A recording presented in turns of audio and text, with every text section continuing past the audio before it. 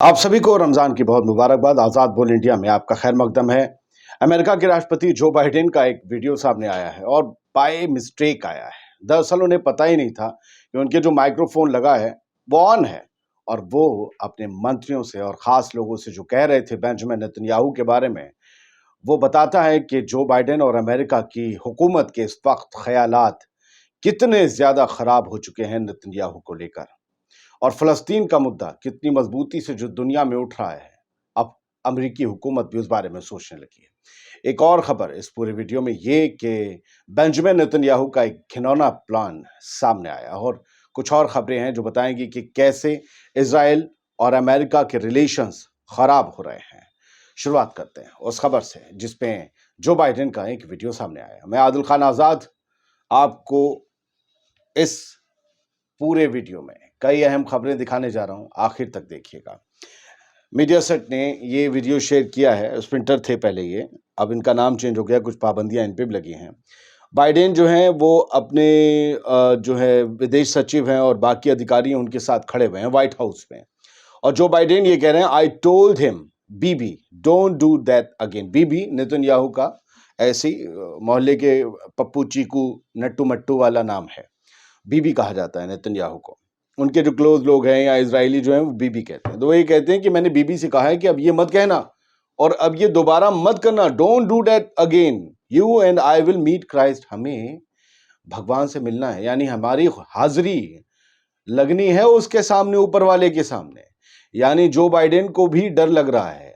असल में Joe Biden क्यों कह रहे हैं यू एंड मी, खाली उसकी बात क्यों नहीं कर रहे? क्योंकि अमेरिका ने जो बम दिए हैं, जो मिसाइलें दी हैं, जो सिस्टम्स दिए हैं, इक्विपमेंट्स दिए हैं, उन्हीं से तो तबाही मचा रहा है इजराइल और नेतन्याहू गजा में। वरना क्या बिसात है, अमेरिका की हथेली लगाने के बावजूद अभी तक इजराइल 6 महीने में मुकम्मल तौर पर हमास या किसी का कुछ उखाड़ नहीं पाया है। सच कह रहा हूं, ये देसी भाषा में है, लेकिन हकीकत तो यही है। वरना हम तो समझते थे पता नहीं इजराइल के हाथ में सिक्योरिटी दे दी और चैन से सो जाओ। नहीं, अपनी सिक्योरिटी नहीं कर पा रहे हैं, लोग उंगलियां उठा रहे हैं। तो ये बाइडेन कह रहे हैं, सुन लीजिए। छोटी सी बात हमने आपको सुनाई, बहुत हल्के से कह रहे थे, ज़ईफ़ ही है, हल्के से बोल पाते हैं, लेकिन दुनिया ने सुन लिया, माइक्रोफोन ऑन था, ये वीडियो वायरल हो गया, जिससे पता चलता है कि बाइडेन भी घबरा रहे हैं कि उनकी और नेतन्याहू दोनों की हाजिरी होनी है ईश्वर के सामने, गॉड के सामने। क्या मुंह दिखाएंगे, क्या अमालनामे लेकर जाएंगे, कितने हजार लोगों का कत्ल का इल्जाम उनके ऊपर है।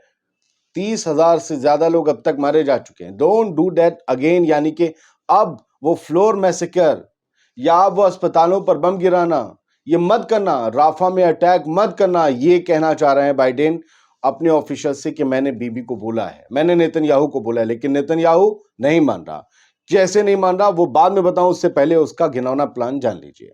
Netanyahu plans to arrest thousands of Palestinian. Netanyahu ने प्लान बनाया है कि हजारों हजार फलस्तीनियों को गिरफ्तार किया जा सके। क्यों? इसलिए क्योंकि हमास डील के बदले अपने फलस्तीनी कैदियों को मांग रहे हैं। अब ये ज्यादा से ज्यादा और कर लेंगे तो फिर वो ये कहेंगे इन्हीं में से दो, यानी जो पहले से ऑलरेडी कैद में, अगर उन्हें छोड़ भी दिया तो नए कैदी उनके पास तो होंगे अपने लोगों को खुश करने के लिए और फलस्तीनियों को यातनाएं देने के लिए, उन्हें दर्द तकलीफ देने के लिए। ही literally instructed the various ministries to prepare for an influx of detainees from Gaza।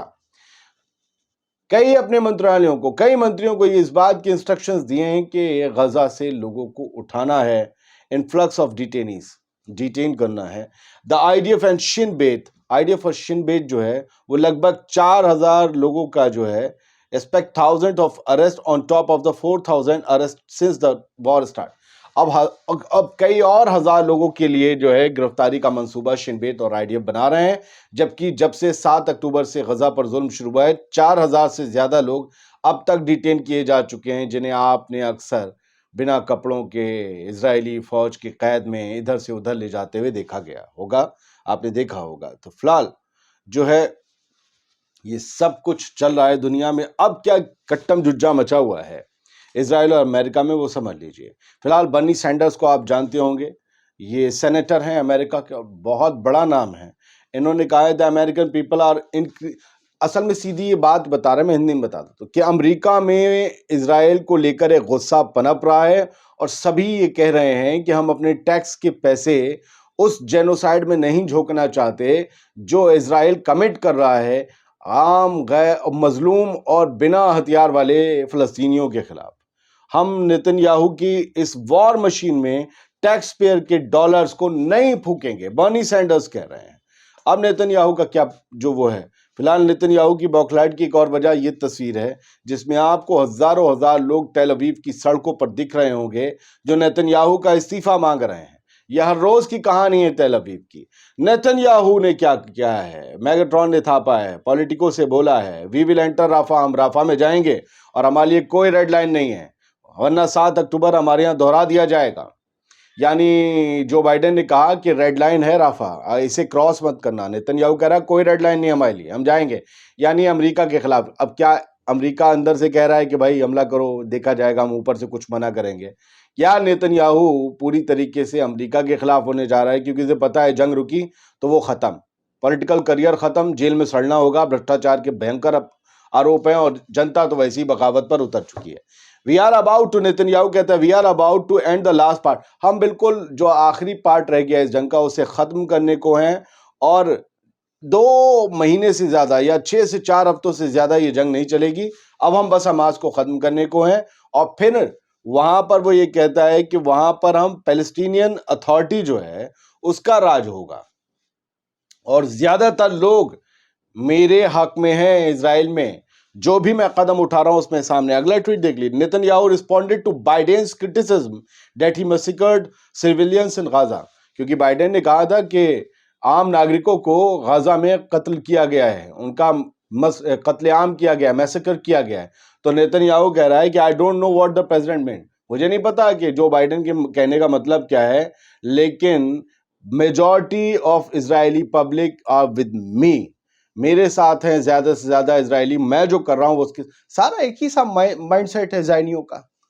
जो नेतन्याहू की सोच से इत्तेफाक रखते हैं उनका मौकिफ ही एक ही है कि फलस्तीनियों को खत्म कर देना, औरतों बच्चों बूढ़ों सबको मार डालना।